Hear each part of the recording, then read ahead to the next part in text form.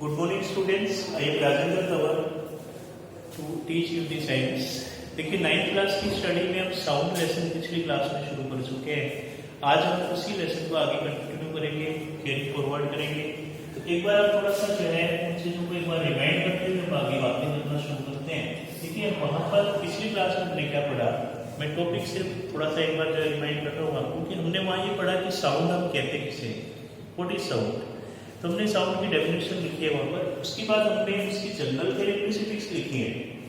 Sound के बारे में जनरली हम कौन कौन सी जो है उसकी प्रॉपर्टीज बता सकते हैं, इसकी कौन कौन सी जनरल कैरेक्टरिस्टिक्स है, ठीक है।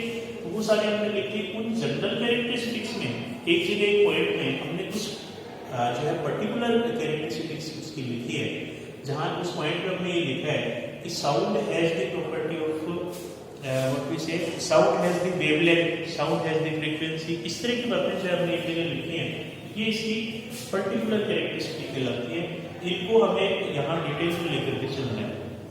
मतलब यहाँ हम जो है ये करना शुरू करेंगे कि हम कहते किसे हैं फ्रीक्वेंसी, ठीक है। जैसे कि बात करें कि फ्रीक्वेंसी ऑफ साउंड से हमारा क्या तात्पर्य है, what do we mean by saying frequency of sound. देखिए फ्रीक्वेंसी ऑफ साउंड क्या होती है, इसको समझने से पहले हमें एक बार इस बात को समझना होगा कि how is sound produced, sound पैदा कैसे होती है। तो हमने देखो पिछली क्लास में ये देखा था कि sound is generated by the vibration of the objects. Objects के वाइब्रेशन से साउंड पैदा होती है, ठीक है। और जितना तेज गति से वाइब्रेशन होंगे साउंड भी उतना ही तेज गति से पैदा होगा। साउंड एक वेव है, this we also have noted कि साउंड एक वेव है, ठीक है। और साउंड की वेव जो है वो उतनी ही ज्यादा पैदा होती है जितने वाइब्रेशन हो, मतलब जितनी वाइब्रेशन पैदा हो उतनी ही साउंड वेव पैदा होती है। इसलिए अपन ये कहते हैं कि फ्रीक्वेंसी ऑफ साउंड हम ये कह सकते हैं कि नंबर ऑफ वाइब्रेशंस पर सेकंड। एक सेकंड में कितने वाइब्रेशन ऑब्जेक्ट हो रहे हैं वो ही साउंड की फ्रीक्वेंसी कहलाती है। यहाँ पर डेफिनेशन में अपन ये कहते हैं कि the number of vibrations produced, the number of vibrations produced in the object, in the sound source we can say, the number of vibrations produced in the sound source, ठीक है, पर सेकंड या in 1 second, ठीक है, is called frequency of sound, is called frequency of sound। ये इसकी definition हम यहाँ पर लिख सकते हैं कि फ्रीक्वेंसी ऑफ साउंड से हमारा ये तात्पर्य है, ठीक है। ये is called frequency of sound. Sound की फ्रीक्वेंसी हम किसे कहते हैं कि कितने वाइब्रेशंस एक सेकंड में हो रहे हैं, ठीक है। अब देखिए इसी फ्रीक्वेंसी का जो सिंबल है, सिंबल फ्रीक्वेंसी का हम लिखते हैं या तो इसको न्यू लिखा जाता है या फिर हम जो है इसको एफ भी लिख देते हैं, स्मॉल एफ। फ्रीक्वेंसी को स्मॉल एफ से भी डिनोट करते हैं, फ्रीक्वेंसी को न्यू से भी डिनोट करते हैं, ठीक है। और अभी जैसे हमने कहा कि फ्रीक्वेंसी जो है वो एक सेकंड में होने वाले वाइब्रेशन को कहते हैं। मान लीजिए अगर मैं कहूं कि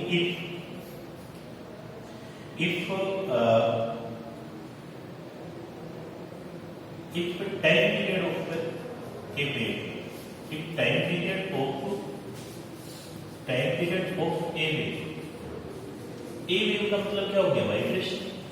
अगर एक वेव का टाइम पीरियड जो है क्या हो, टी हो, ठीक है, टी सेकंड हो, तो उस केस में जो फ्रीक्वेंसी है वो क्या होगी, एक सेकंड में पैदा होने वाला वाइब्रेशन। तो फ्रीक्वेंसी का फॉर्मूला हमारे पास सीधा बन जाता है 1/2, ठीक है। 1/2 लिखने से क्या है, पर सेकंड में नंबर ऑफ ऑसिलेशंस पता लगते हैं, नंबर ऑफ वाइब्रेशंस पता लगते हैं। तो न्यू का जो फॉर्मूला है 1/t लिखा जा सकता है, where t is the time period of the vibration, t is the time period of the wave, sound wave, ठीक है। इसके बाद देखिए कि हम आगे चलते हैं तो इसकी ऐसा यूनिट हमें समझना होगा कि इसकी ऐसा यूनिट क्या होती है, इसको मेजर कैसे किया जाता है। ऐसा यूनिट हर्ट्ज नाम के साइंटिस्ट के आधार पर इसके ऐसा यूनिट को हर्ट्ज कहा जाता है। और हर्ट्ज जो है उसका सिंबल होता है Hz। 1 Hz को हम पर सेकंड भी कह सकते हैं, ठीक है। ये भी इसकी यूनिट कही जा सकती है 1 हर्ट्ज। अभी आप ये याद रखेंगे कि फ्रीक्वेंसी की यूनिट क्या होती है, हर्ट्ज। कि फ्रीक्वेंसी की यूनिट क्या होती है, हर्ट्ज होती है। हर्ट्ज होती है। This is all about the frequency of sound.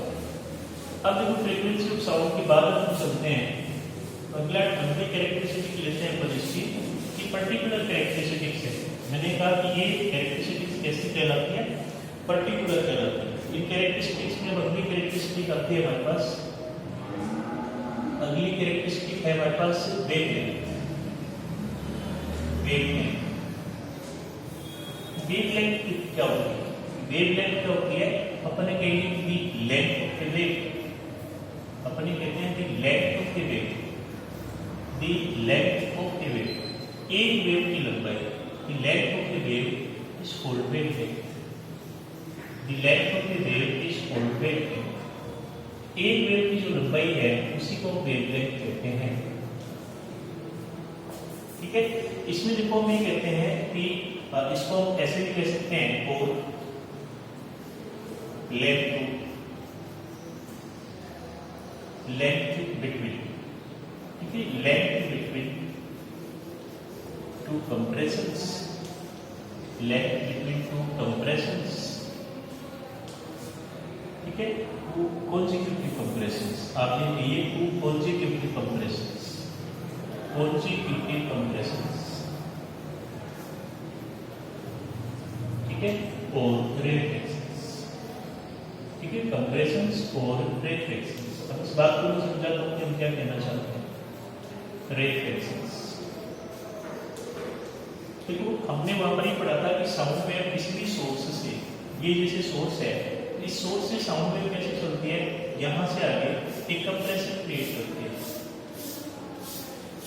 और कंप्रेशन के आगे फिर एक रिफ्लेक्शन होता है, उसके बाद फिर कंप्रेशन, फिर कंप्रेशन के बाद फिर एक रिफ्लेक्शन होता है, उसके बाद फिर से कंप्रेशन। ठीक है, इस प्रकार से साउंड वेव जो है एनर्जी प्रोपेगेट करती है। तो हम ये कहना चाहते हैं कि एक कंप्रेशन के सेंटर से दूसरी कंप्रेशन के सेंटर तक जितनी दूरी है उसको कहते हैं वेवलेंथ। मतलब ये दो पॉजिटिव कंप्रेशंस हैं, एक के बाद एक, इसी को वेवलेंथ कहते हैं। या फिर एक रिफ्लेक्शन के सेंटर से दूसरे रिफ्लेक्शन के सेंटर, ये भी जो है क्या कहलाती है, एक वेव। या फिर एक कंप्रेशन और एक रिफ्लेक्शन, इस पूरे की लंबाई को हम एक वेव कहते हैं। कुल मिला के हम ये कहना चाहते हैं एक वेव की लंबाई को हम वेवलेंथ कहते हैं। ठीक है, this was about the wavelength, ये वेवलेंथ है। ठीक है, उसके बाद देखिए भी फिर इसके बारे में, इस वेवलेंथ का सिंबल क्या होता है, यूनिट क्या होता है, इससे ऑल वी आर टॉकिंग। देखिए इसमें हमारे पास क्या है सिंबल, वेवलेंथ का सिंबल क्या है, वेवलेंथ का सिंबल है लैम्डा। लैम्डा आपने सुना होगा कि लैम्डा होता है, इस प्रकार से इसको लिखा जाता है। वेवलेंथ को रिप्रेजेंट करने के लिए हम लैम्डा लिखते हैं। ठीक है, लैम्डा की बात में फिर अभी कहते हैं कि इसकी एसआई यूनिट क्या होगी। हमें पता है कि लेंथ ही तो है, डिस्टेंस ही है, और डिस्टेंस की एसआई यूनिट तो मीटर होती है, इसलिए इसकी एसआई यूनिट मीटर होगी। हमने लिख दिया यहाँ पर 10। इसी प्रकार से जो है इसको फाइंड कर सकते हैं। हमें कहते हैं यहाँ पर क्योंकि वेवलेंथ जो है वो किसके इक्वल है, wavelength is equal to denoted by lambda and unit of the wavelength is metre. ये वेवलेंथ के बारे में सारी बातें थी। ये सेकंड कैरेक्टरिस्टिक थी जो हमने पढ़ना शुरू किया। अब हम बात करते हैं एम्पलीट्यूड। एम्पलीट्यूड क्या होता है? एम्पलीट्यूड भी होता है साउंड वेव का, तो हम कहते हैं amplitude. What is amplitude? Amplitude देखो हम किसे कहते हैं, the maximum displacement, the maximum displacement, maximum displacement of the vibrating particle, of the vibrating particle, of the vibrating particle, vibrating particle from the position, from the position, कि main position से vibrating particle की जो maximum distance होती है उसी को कहते हैं is called displacement, is called amplitude, is called amplitude. Amplitude जो होता है मैक्सिमम डिस्टेंस होती है, इसका मतलब समझो आप देखो। अभी पहले साउंड की जो लॉन्गिट्यूडिनल वेव है उसका एम्पलीट्यूड समझने की बजाय मैं आपको एक बार ट्रांसवर्स का समझाता हूँ तो आपको समझ में आएगा। तो ट्रांसवर्स वेव कैसे चलती है, ऐसे चलती है। ट्रांसवर्स वेव ऐसे चलती है, इसकी मीडियम में पार्टिकल इस तरह वाइब्रेट करते हैं। ये पार्टिकल यहाँ तक जाता है, यहाँ वाला पार्टिकल यहाँ तक जाता है, यहाँ वाला यहाँ तक जाता है। देखो एक पार्टिकल जिसने मैक्सिमम डिस्प्लेसमेंट ट्रेवल किया वो ये पार्टिकल, इसी को हम कहते हैं इस वेव का एम्पलीट्यूड। मतलब ये जो मैक्सिमम डिस्प्लेसमेंट है इसको इसका एम्पलीट्यूड कहते हैं। अब जैसे बात आती है लॉन्गिट्यूडिनल वेव। लॉन्गिट्यूडिनल वेव में जैसे ये कंप्रेशन है और इस कंप्रेशन में क्या किया, रेट कैसे क्रिएट किए, मतलब यहाँ से पार्टिकल भगा दिया, ये पार्टिकल यहाँ डिस्प्लेस हो, ठीक है, और यहाँ एक कंप्रेशन क्रिएट हो गया। यहाँ देखोगे आपकी यहाँ से अधिकतम दूरी जो है कौन सा पार्टिकल गया है, उस अधिकतम दूरी को जो है उसका डिस्प्लेसमेंट है। तो एक पार्टिकल तो यहाँ से यही गया है, दूसरा यहाँ से आ गया, तीसरा यहाँ गया, तो जो मैक्सिमम डिस्प्लेसमेंट है पार्टिकल का उसको कहते हैं इसका एम्पलीट्यूड, ठीक है। इनको अपन इस वे में आराम से समझ सकते हैं। एम्पलीट्यूड क्या है, maximum displacement of the vibrating particle, ये एम्पलीट्यूड हो गया आपका। अब इसके बाद देखो एक कैरेक्टरिस्टिक और बचती है लाइट की, वो है इंटेंसिटी ऑफ साउंड, ठीक है। साउंड की कैरेक्टरिस्टिक और बचती है हमारे पास, उसको कहते हैं intensity of sound. Intensity of sound से ही हमें ये समझ में आता है कि साउंड कितनी तीव्र है। इंटेंसिटी ऑफ साउंड से हमें ये पता लग पाता है कि साउंड कितनी स्ट्रॉन्ग है, ठीक है। इंटेंसिटी ऑफ साउंड क्या है, अपन ये कहते हैं कि दी कॉम्पैक्टनेस ऑफ साउंड, या अपन ये कहते हैं कि number of waves of sound, number of waves of sound in given area, ठीक है, इन गिवन वॉल्यूम दे दीजिए, ठीक है, at a particular time, at a particular time, particular time is intensity of sound. कितनी ज्यादा जो है वेव से एक साथ पहुंचती है इंटेंसिटी ऑफ साउंड, उससे क्या है साउंड हमें तीव्र नजर आती है, ठीक है। इसको ये भी कह सकते हैं it is also called, it is also called compactness of sound, compactness of sound, compactness of sound, ठीक है। साउंड कितनी तीव्र है, कितनी कॉम्पैक्ट है, इसी को हम जो है इंटेंसिटी ऑफ साउंड है। समझ में आ गई बात आपको? तो इसमें देखिए हम ये कहते हैं कि इंटेंसिटी ऑफ साउंड को नापा कैसे जाता है। हम ये कहते हैं कि intensity of sound is measured, इसकी जो सिंबल है, सिंबल में इसका अर्थ होता है सिंबल और इंटेंसिटी का कैपिटल आई, ठीक है। इसको ऐसा यूनिट में नापने के लिए हम इसका उपयोग करते हैं डेसिबल का। डेसिबल के रूप में साउंड की इंटेंसिटी को नापा जाता है डीबी, ठीक है, डीबी के रूप में साउंड को नापा जाता है। और साउंड जो एक निश्चित अमाउंट तक, निश्चित डिग्री से अगर क्रॉस कर जाती है फिर हम उसको कहते हैं कि ये नॉइस है, साउंड नहीं है, प्लेजेंट साउंड नहीं है। अभी now it has become noise, it will create noise pollution. ये इंटेंसिटी ऑफ साउंड का मतलब है, इंटेंसिटी हमें तीव्रता को दर्शाती है। आपकी इंफॉर्मेशन के लिए हम यहाँ लिख सकते हैं यदि sound more than, the sound more than 80 decibel, more than 80 decibel, अगर साउंड 80 डेसिबल से ज्यादा होती है, ठीक है, इज कंसीडर्ड नॉइस, उसे हम नॉइस मानते हैं, ठीक है। वो कन्वीनियंट नहीं रहती, हम उसे जज नहीं कर पाते हैं, इज कंसीडर्ड नॉइस, उसको हम नॉइस मानते हैं, ठीक है, क्योंकि ये जो है हमारे लिए रिलायबल नहीं होती है, इस पर जो है हम इसको ठीक नहीं मान सकते साउंड को। इनमें से देखो हमने आज जो इम्पोर्टेंट कैरेक्टरिस्टिक्स थी साउंड की उनको यहाँ पर डिस्कस किया, ठीक है। और जिसमें हमने सबसे पहले फ्रीक्वेंसी पढ़ा, वेवलेंथ पढ़ा, फिर जो है हमने जो है वेवलेंथ के बाद में हमने अब तो कोई स्पीड ऑफ साउंड की बात करते हैं।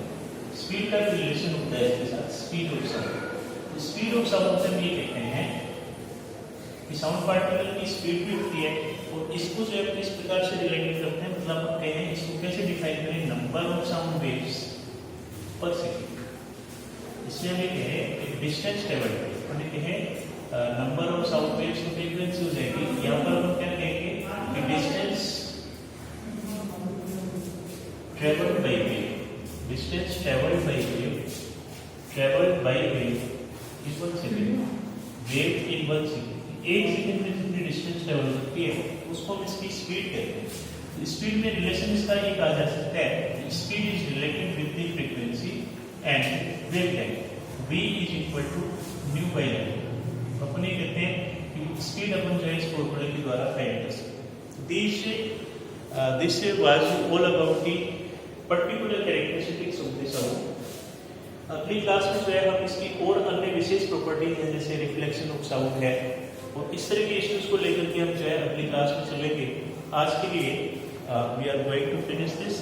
Written matter will be covered up in PDF in the description of the video. Thank you very much.